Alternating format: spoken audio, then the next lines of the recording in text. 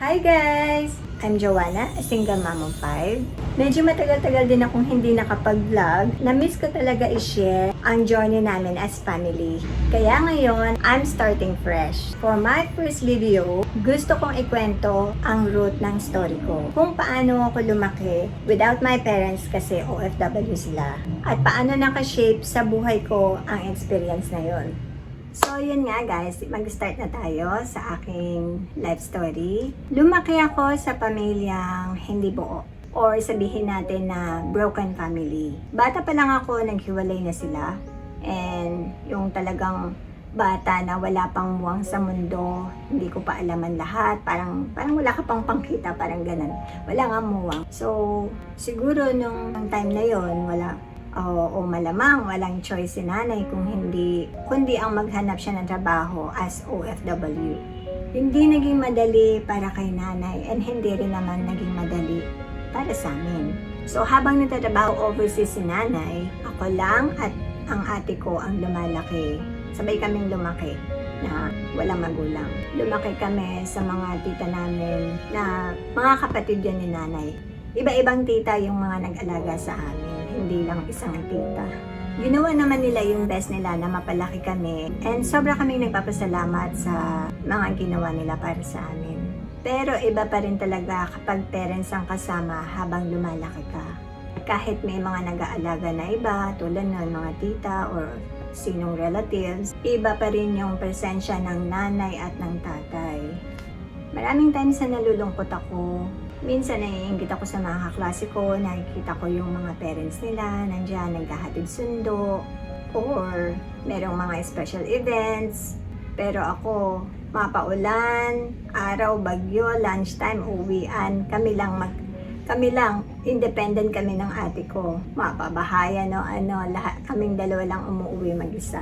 Nung time namin noon, mahal pa ang PLDT. Ang tawag noon, wala pang mga social media katulad ngayon na ang dali na.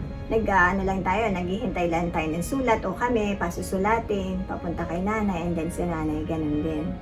May mga gabi rin na umiiyak ako. Siyempre, iba nga yung nandyan yung nanay at tatay na iba yung comforting ng magulang sa anak. Na pag nasasaktan ka, nandyan sila. Pag may gusto kang sabihin, susumbong mo, yung mga ganon. Tsaka yung palagi mong wini-wish na nandyan sila kahit na anong mangyari. Kahit yung mga simple na tulog ka na anak, o maganda ba yung gising mo, yung mga ganon.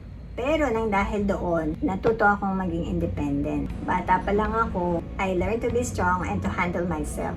Natuto din ako na i-appreciate ang kahit anong maliit na bagay. Tulad ng simpleng sulat, maliit na regalo, o tawag galing sa kanila.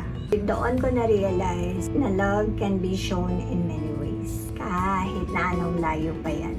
So ayun, habang tumatanda ako, mas naiintindihan ko na hindi dahil hindi nila ako mahal kaya sila umalis. Sa totoo lang ay opposite yun. Nagsakripisyo sila at kami. Pag sinabing OFW family, para sa akin hindi lang yung ng ibang bansa yung nagsasakripisyo. Nagsasakripisyo din ang buong pamilya, lalo na mga bata na naiiwan. Pero dahil sa pinili nga nila yung nagsakripisyo lang naman sila na malayo sa amin para mabigyan kami ng magandang future.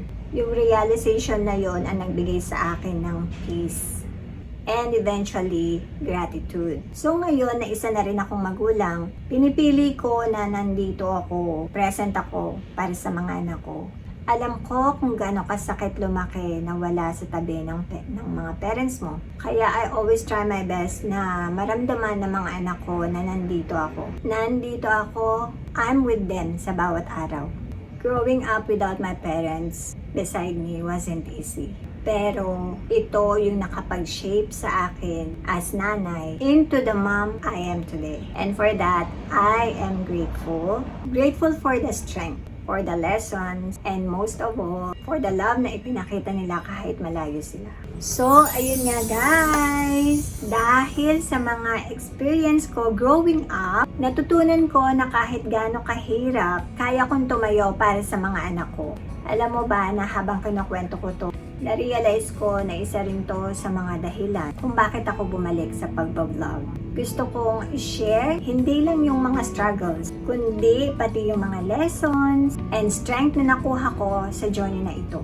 Baka kasi meron ding ibang moms or families na makaka-relate o ma-inspire na kahit mahirap ay kaya pa rin nating lumaban para sa pamilya. So guys, that's part of my story and isa rin ito sa reason kung bakit gusto kong ituloy ulit ang YouTube. Excited akong gumawa ng mga videos tungkol sa mga single mom, parenting tips, at syempre bonding moments naming pamilya. Kaya if you want to join me in this journey, please subscribe. Mag-upload ako every Tuesday and Friday. Salamat sa pag-join sa first video ko. I can't wait to share more soon!